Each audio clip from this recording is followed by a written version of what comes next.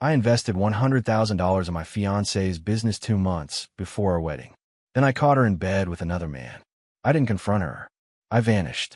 3 months later, she found me and tried to explain. That's when I revealed what I'd done with those photos. Her jaw literally dropped. But the real surprise was standing right behind me. My name is Dwight Ramsey. I'm 43 years old, and I own a roofing company here in Eastern Tennessee.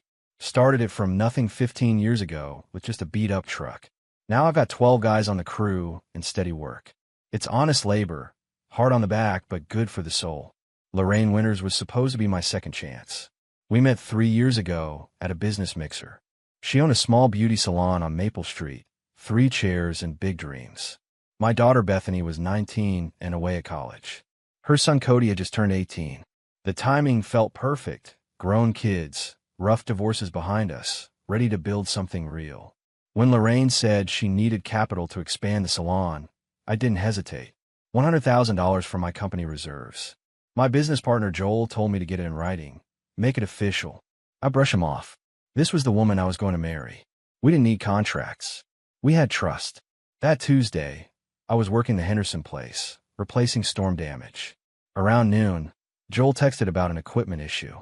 I climbed down and headed back to the shop. Turned out to be nothing. He'd already handled it. I should have returned to the job site, but something pulled me home instead. I got there around 1:30. Lorraine's silver Lexus sat in the driveway, which surprised me. She usually worked Tuesdays. The house felt quiet, wrong somehow. I opened the door and just stood there listening. Then I heard it. Low voices upstairs. A man's laugh I didn't recognize. My work boots stayed quiet on the carpet as I climbed those stairs. Each step felt heavy, deliberate. The bedroom door stood half open, and through it I saw everything I needed to see. Lorraine, in our bed, with someone else. He was maybe 40, dark hair, expensive watch. His shirt draped over the chair. I'd refinished myself. They didn't notice me standing there. Too caught up to see the man who paid their mortgage. I pulled out my phone, killed the sound, and took 3 photos. Clear shots. Good light. Undeniable evidence. Then I turned and walked back down those stairs without making a sound.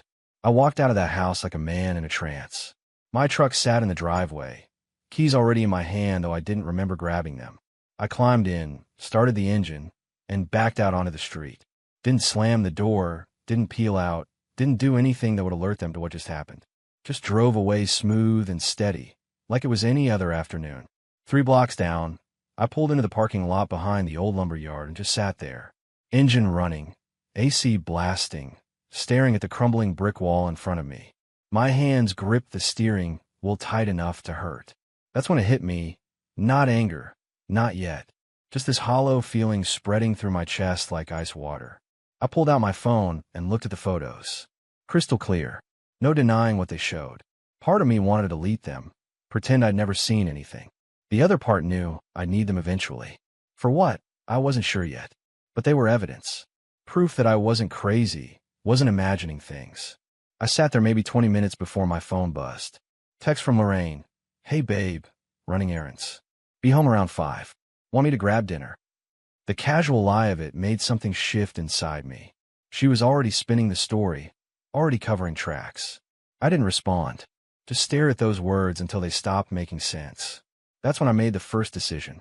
I powered down my phone completely, popped the back off, and pulled out the SIM card. Held that tiny piece of plastic between my fingers. Everything connected to my old life reduced to something smaller than a dime. I opened the truck door and dropped it into the storm drain. Heard it ping off metal somewhere deep below the street. Then I drove to the Walmart on Highway 11.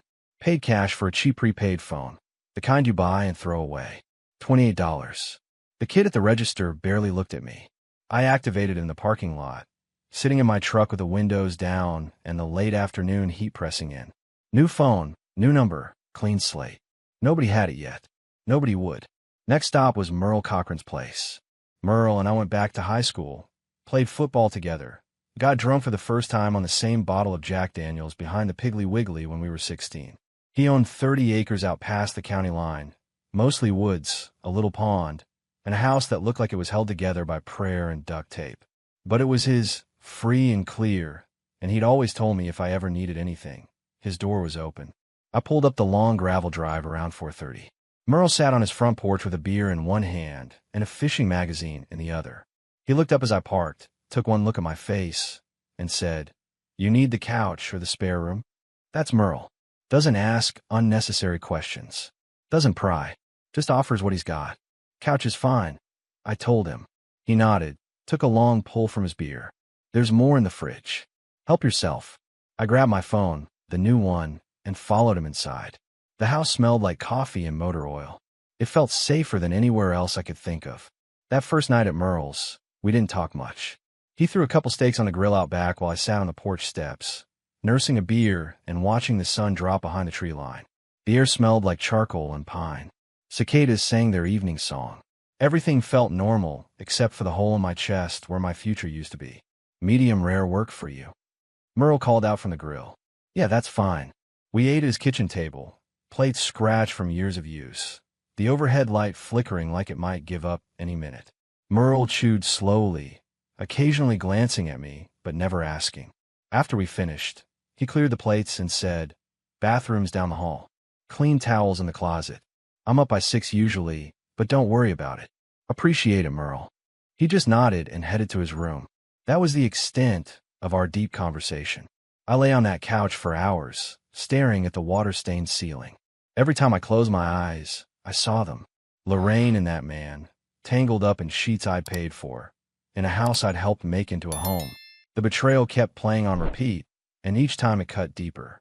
Not just that she'd done it, but that she'd looked me in the eye every morning knowing what she was hiding. Around midnight, my new phone buzzed. Unknown number. I knew it was her. She'd probably been calling the old number for hours, getting nothing, starting to panic. I let it ring until it stopped, then it started again, and again.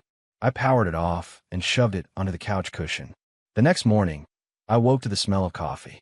Merle stood at the stove, frying eggs, bacon sizzling in another pan. He poured me a cup without asking, black and strong. "You working today?" he asked. "Should be. Henderson roof won't finish itself. You gonna tell your crew anything?" I thought about that. Joel would cover for me if needed, but the guys deserved to know I was still around. "I'll call Joel. Keep it simple." Merle nodded, flipped an egg. Simple's usually best. After breakfast, I used my burner phone to call Joel from the porch. He answered on the second ring. "It's Dwight," I said. "Jesus, man, where are you?" "Lorraine's been calling everyone. She filed a missing person report." That made me pause. "I'm not missing. I'm exactly where I need to be." "What happened?" "Can't get into it right now. I need you to run things for a while. Pay the guys out of the business account like normal. I'll check in when I can." Joel was quiet for a moment. "This about Lorraine?" "Yeah." "All right. I got it covered. But Dwight, you okay?" "Getting there," I said, and ended the call. I spent the rest of that day helping Merle fix a section of fence that had rotted out. Physical work, something to keep my hands busy and my mind occupied. We didn't talk about Lorraine or what happened. Just measured posts, dug holes, poured concrete. By sunset, we had 10 feet of new fence standing straight and solid. That night, my daughter Bethany called. The burner phone lit up with her number, one of the few I transferred over. "Dad, Mom called me. She said you disappeared. What's going on?" I stepped outside so Merle wouldn't hear. "Beth, I'm fine. Something happened with Lorraine and me. I needed space." "What kind of something?" I couldn't tell her the whole truth. "Not yet. Adult stuff. Nothing for you to worry about. Focus on your classes." "Dad, I'm 19, not 9. Talk to me."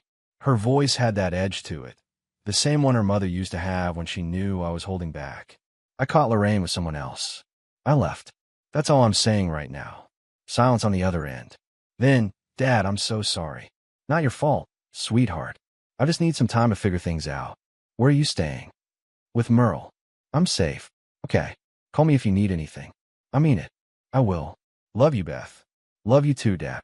I hung up and stood there in the dark, listening to the night sounds, feeling something close to peace for the first time since yesterday. 3 days passed before I heard from Lorraine directly. 3 days of working odd jobs around Merle's property, sleeping on his couch, and avoiding the world. Then, on Saturday morning, my burner phone rang. A number I didn't recognize, but I knew who it was. I let it ring out. 2 minutes later, a voicemail appeared. I waited until after lunch to listen to it. sitting on Merle's back porch with a glass of sweet tea. Her voice came through shaky, rehearsed. Dwight, it's me. I don't know what's happening or why you left. Please call me back. We need to talk. Whatever you think happened, you're wrong. Just please call me. I deleted it without finishing. That afternoon, Joel called. We got a problem. Lorraine came by the shop looking for you. Made a scene in front of the guys. What kind of scene? Crying, saying you abandoned her, that she doesn't understand what she did wrong. A couple of the guys felt bad for her. I didn't say anything, but it was uncomfortable as hell. I felt heat rising in my chest. She was playing victim already, spinning the narrative before I could say anything. Classic move. What did you tell her? That I don't know where you are, that it's between you two. She didn't like that answer. Good. Keep it that way. Dwight, people are talking. The wedding's supposed to be in what, 6 weeks? Word's getting around. Let them talk. Cancel the wedding if anyone asks. I'm not going through with it. Joel exhaled long and slow. You sure about this? Never been more sure of anything. After I hung up, I sat there thinking about the deposits we'd already put down. The venue by the lake, $1,500. The caterer, another $2,000. Flowers, photographer, all of it non-refundable. Thousands of dollars gone. But that money was nothing compared to what I'd already lost. $100,000 in her business, and the future I thought we'd have. That evening, Merle came home from town with news. Ran into Dwayne at the hardware store. He mentioned Lorraine's been telling people you had a breakdown. That the stress of the wedding got to you, and you just snapped. I looked at him. That's what people believe. Some of them. Others figure there's more to it. Small town, Dwight. Folks like to gossip. Let them. I'm not defending myself to anyone. Merle grabbed 2 beers from his fridge, handed me one. You planning to set the record straight eventually? When the time's right. Right now, I'm just trying to breathe. He clinked his bottle against mine. Fair enough. Sunday morning, Bethany called again. Dad, I talked to Cody. That surprised me. Cody was Lorraine's son, a decent kid who'd always treated me with respect. What did he say? He's confused. His mom won't tell him anything except that you left. He wanted to know if you're coming back. Poor kid. None of this was his fault either. What did you tell him? That I didn't know. Dad, he really looks up to you. He's taking this hard. Guilt twisted in my stomach. Cody had called me more than once asking for advice about college applications and job interviews. I've been more of a father to him in 2 years than his real dad had been in 18. I'll reach out to him when things settle. But I can't go back there, Beth. I know. Just wanted you to know. After we hung up, I sat on Merle's porch and thought about all the collateral damage from Lorraine's choices. The kids caught in the middle. The wedding guests who'd made plans. The vendors who'd lose deposits. My reputation around town. But none of that changed what I saw in that bedroom. None of it erased the photos on my phone. And none of it meant I owed her forgiveness or explanation. I was done being the nice guy who got walked on. This time, I'd disappear on my terms and come back when I was ready. Not a moment sooner. 2 weeks in, and the wedding collapsed on its own. The venue called Joel at the shop asking about final payment. He told them to cancel everything. The florist, the caterer, the photographer, all of them got the same message. The wedding wasn't happening. Deposits were gone, but I didn't care. That money was already dead to me. Word spread fast in a town our size. People started asking questions. Some folks sided with Lorraine, believed her story about me having a breakdown. Others sensed something deeper and kept their distance from both of us. I heard through Joel that her salon had lost a few clients. Guess some people don't like doing business with someone involved in that kind of drama. Meanwhile, I kept my head down at Merle's place. Helped him rebuild his shed, replace some rotted boards on the porch, fixed a leak in his bathroom. Honest work that kept my hands busy and my mind occupied. Merle never asked for help, but he never turned it down either. We had an understanding. One afternoon, my business partner Joel called with news. Lorraine came by again. This time she brought that guy. My blood went cold. What guy? The one from the photos. Floyd something. She introduced him as her business consultant. Said they were working on expanding the salon. The audacity of it burned through me like acid. She was already parading him around, making it official, acting like I was the problem. What did you tell them? Told them this was a roofing company, not a salon, and they needed to leave. Wasn't polite about it. Good. Dwight, people are starting to figure it out. The guys have been talking. They're not stupid. Let them talk. I'm not explaining myself to anyone. That evening, I got a call from Cody, Lorraine's son. He got my new number for Bethany. His voice was quiet, unsure. Dwight, it's Cody. Can we talk? I stepped outside into the cooling evening air. Sure, kid. What's on your mind? Mom won't tell me what happened. She just says you left and that you're dealing with stuff. But Bethany said you caught her with someone. Is that true? The kid deserved honesty. Yeah, Cody. That's true. Silence on the other end. Then Floyd. So he'd already figured it out. Smart kid. Yeah. I'm sorry, Dwight. That's messed up. You didn't deserve that. His words hit harder than expected. Appreciate you saying that. This isn't on you, understand? You're a good kid. Don't let this change that. Are you coming back? No, I can't. But if you ever need anything, you call me. That doesn't change. After we hung up, I sat on Merle's porch steps watching the stars come out. Cody's loyalty meant something. In the middle of all this mess, there were still good people trying to do right. That mattered. The next day, Bethany called with different news. Dad, Grandma and Grandpa know. Lorraine's parents. They call me asking what really happened. What did you tell them? The truth. That you caught her cheating. They didn't sound surprised, Dad. Her mom even said, I was afraid of this. That stopped me. What does that mean? I don't know. But they asked for your number. I didn't give it to them. Want to check with you first. Don't give it out. Not yet. I need more time. Okay. But Dad, I think they're on your side. 3 weeks after I left, reality started catching up with Lorraine. Joel told me the bank called about the business loan she'd taken out using my investment as collateral. Apparently, she'd missed a payment. That $100,000 I'd given her was tied up in equipment and inventory that wasn't generating enough revenue to cover her expenses. She's underwater, Joel said bluntly. And if she defaults, it could come back on you depending on how the paperwork was filed. That got my attention. What do you mean? I mean you need a lawyer. Today, not tomorrow. I called a guy I knew from the Rotary Club, Sam Kirkland. He specialized in business disputes and had a reputation for being tough but fair. We met at his office that afternoon. Tell me everything, Sam said, pulling out a legal pad. I laid it all out. The investment, the verbal agreement, the lack of written contracts.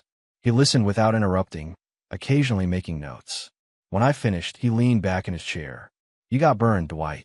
Legally speaking, without a written agreement, proving that money was a loan versus a gift is going to be difficult. But the fact that you can show it came from business accounts helps. What are my options? File a civil suit to recover the investment. Claim financial fraud if we can prove she misrepresented how the money would be used.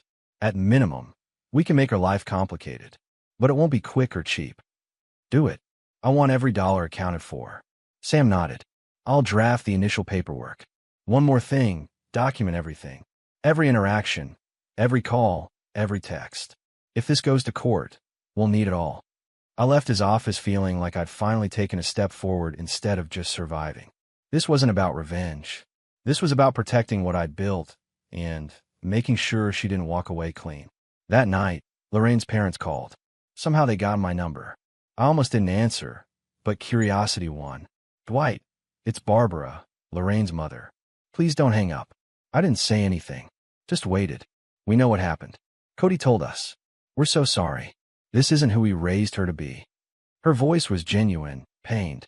Mrs. Winters, I appreciate that, but it doesn't change anything. We understand. We just wanted you to know that we don't condone what she did. We told her she needs to make this right, but she won't listen. There's no making this right. The money you invested, we didn't know about that until recently. If she doesn't pay you back, we will. It might take time, but we'll do it. That floored me. You don't have to do that. We do. You were good to our daughter and our grandson. You deserve better. Please let us help fix this. After we hung up, I told Merle what they'd said. He whistled low. That's rare. Parents usually side with their kids no matter what. They're good people stuck with a bad situation. So what are you going to do? Let my lawyer handle Lorraine. If her parents want to help later, we'll deal with that then. Right now, I just need to stay the course. Merle raised his beer. To staying the course. I clinked my bottle against his and took a long drink. The path ahead was getting clearer, even if it was still hard. 3 months. That's how long I stayed gone before she tracked me down. 3 months of silence, of rebuilding myself piece by piece at Merle's place. I'd started taking on small roofing jobs again. Nothing major, just enough to keep my skills sharp and my mind occupied. Life had found a rhythm. Wake up, work, eat, sleep, repeat. Simple, clean, peaceful. Then one Thursday morning, I heard tires on Merle's gravel driveway. Looked out the window and saw her silver Lexus pulling up. My stomach dropped. Merle was at work. I was alone, coffee in hand, wearing jeans and an old t-shirt. For a second, I considered not answering. But running solved nothing. I dealt with harder things than this conversation. I opened the door before she could knock. She stood there looking smaller than I remembered. Hair pulled back, minimal makeup, dark circles under her eyes. Her hands clutched her purse like it was the only thing keeping her upright. "Dwight," she said, voice barely above a whisper. "Lorraine, can we talk? Please." I stepped back and left the door open. Didn't invite her in, just gave her space to decide. She crossed the threshold slowly, like she was entering a courtroom instead of a friend's living room. I gestured to the kitchen table. She sat. I poured her coffee without asking.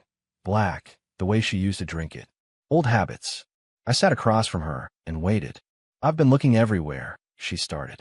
"Your parents wouldn't tell me. Joel wouldn't tell me. Even Bethany." "Good." I told them not to. That stopped her. She looked down at the coffee cup, untouched. "I need to know why you left. Why you just disappeared without a word." I leaned back in my chair. "You know why." "No, I don't. One day we were fine, planning our wedding, and the next you were gone. I don't understand what happened." The lie came so easy to her. Maybe she'd said it enough times that she believed it. I reached into my pocket and pulled out my phone. Opened the photos. Slid the phone across the table. She looked at the screen. Her face drained of all color. The kind of pale you can't fake. The kind that comes from knowing there's no way out. "I didn't know you saw," she whispered. "I saw enough." She stared at that photo like it might change if she looked long enough. Like the truth might rearrange itself into something she could explain away. But pictures don't lie. They just sit there, permanent and undeniable. "This isn't what it looks like," she said finally. "I've been waiting for that line. They all use it. It's exactly what it looks like. You and Floyd. In our bed. 2 months before our wedding. He was helping me with the business. We got close. It was a mistake. A mistake is forgetting to pay a bill. This was a choice. Multiple choices." She tried to say something else, but I held out my hand. The question I've been saving for 3 months sat on my tongue, ready. "We were 2 months away from the wedding, Lorraine. Tell me, was it worth it?" She didn't answer my question. Just sat there with tears starting to roll down her face. Mouth opening and closing like she couldn't find words that would fix this. There weren't any. We both knew it. "I made a mistake," she said again, like repetition would make it true. "You made a decision. Own it. Please, Dwight. We can work through this. Go to counseling. Start over. I'll end things with Floyd. I'll do whatever it takes." I let her words hang in the air between us. 3 months ago, maybe they would have meant something. Before I'd spent 90 days processing what she'd done. Before I talked to lawyers and learned how deep her betrayal went. "There's something else you should know," I said calmly. "I sent those photos to your parents." Her eyes went wide. "You did what?" "They paid for half that wedding. Put down deposits. Believed in us. They deserved to know why I left. You had no right. I had every right. They called me. Apologized. Said they'd help pay back the money you took from me." She stood up fast, chair scraping against the floor. "That money was an investment in our future. Our future ended the day you brought him into our bed." Her face twisted with anger now, tears forgotten. "You're cruel. You know that." Walking away without explanation, hiding like a coward, turning my own parents against me. "I didn't turn anyone against you. You did that yourself." Before she could respond, I heard footsteps on the porch. The door opened and Diane walked in, a woman I'd met 4 weeks ago at a community barbecue Merle had dragged me to. She was a nurse at the county hospital, divorced 3 years, kind smile and honest eyes. We'd been seeing each other casually, nothing serious yet, just coffee and conversation and slowly learning to trust again. She saw Lorraine and paused, reading the room instantly. But she didn't retreat, just walked over to me, set her hand on my shoulder. "Everything okay here?" Diane asked, her voice steady. I looked up at her and felt something solid in my chest.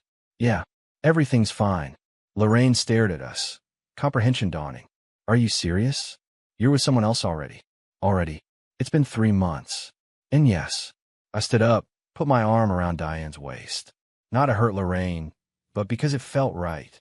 Because Diane represented something Lorraine never had. Honesty, respect, someone who showed up when they said they would. Lorraine's jaw literally dropped. Her mouth opened, but no sound came out. She looked between us like she was seeing something impossible. I walked to the door and opened it. You should go, Lorraine. There's nothing left to say. Dwight, please.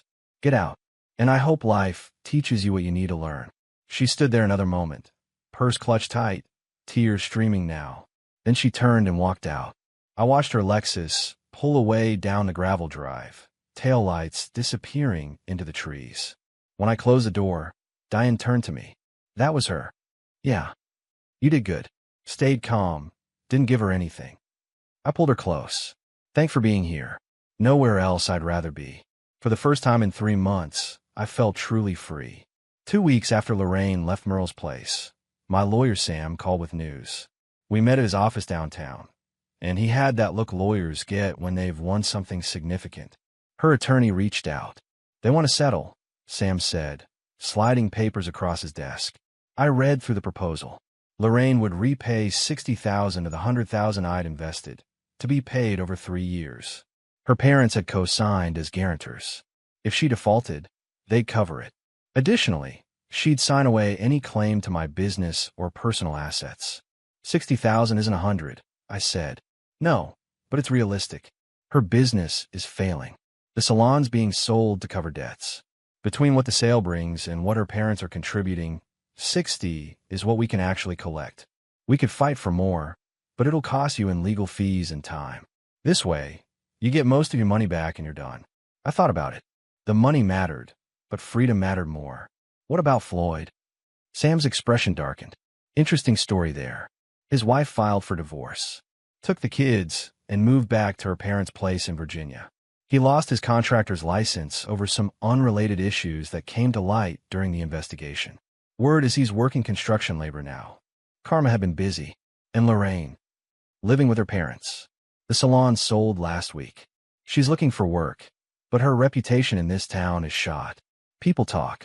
I signed a settlement agreement. Let's be done with this. 3 days later, the papers were finalized. Bethany called that evening, excited. Dad, I heard about the settlement. Grandma told me. Are you coming home? Not to that house.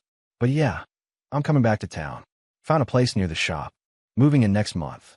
What about Diane? I smiled. Bethany had met her twice now. Liked her immediately. She's staying in her place for now. We're taking it slow. Doing it right this time. Good. You deserve someone who treats you right. The following week, I had coffee with Lorraine's parents. Barbara and Tom met me at the diner on Main Street. They looked older than I remembered, worn down by their daughter's choices. We're setting up the payment plan through our bank, Tom said. First payment hits your account next Friday. You'll get a check every month for 3 years. You don't have to do this, I said. The settlement doesn't require. Barbara cut me off. Yes, we do. You were good to our family.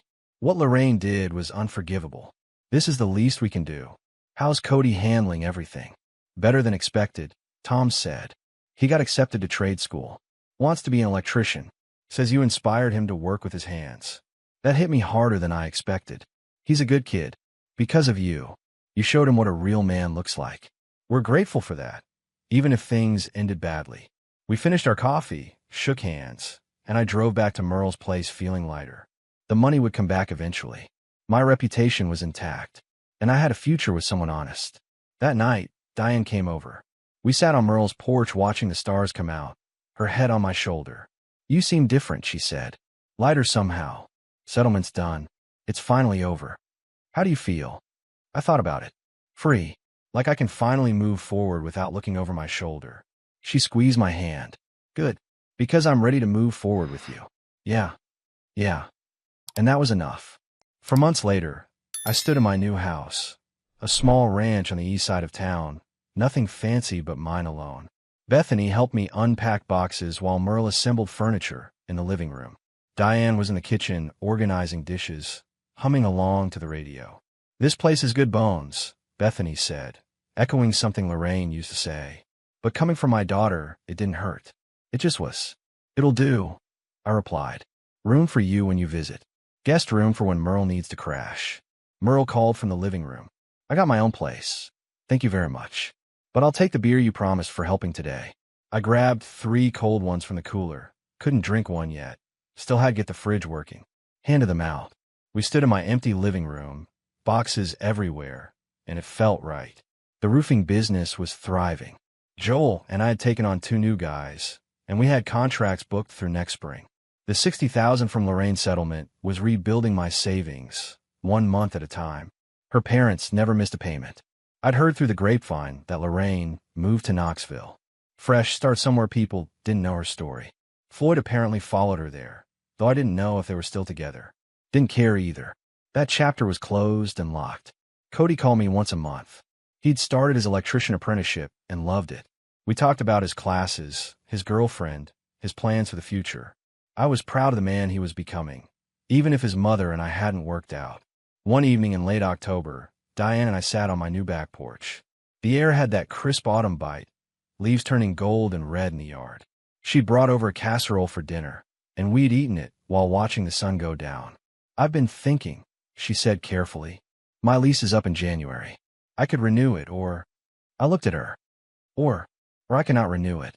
See what else might be available." I took her hand. "This place has an extra bathroom. Good closet space. Room for 2. She smiled. "You asking me to move in? When you're ready. No rush. But yeah, I'm asking. Let me think about it." 2 weeks later, she said yes. The wedding that never happened turned into a life I never expected. Better. Honest. Built on truth instead of lies. Bethany loved Diane. Merle approved. Even my business partner Joel admitted I seemed happier than I'd been in years. 1 year after I walked out of that house, I stood at the Henderson place, finishing up a roof we'd started what felt like a lifetime ago. The same roof I'd been working on the day everything changed. Below me, the town spread out in all directions. My town, my business, my life. My phone buzzed. Text from Diane. "Dinner at 7? Making your favorite." I typed back, wouldn't miss it. I climbed down from that roof, packed up my tools, and drove home. Not to Lorraine's house. Not to Merle's couch. Home. To a place I'd built for myself, with a woman who showed up when she said she would. The betrayal that destroyed my old life had forced me to build a better one. Stronger foundation. Honest materials. No rot hidden in the walls. And standing in my driveway, looking at my house with Diane's car parked beside my truck, I realized something important. Sometimes the worst thing that happens to you is actually the best thing that could have happened. I was finally exactly where I needed to be.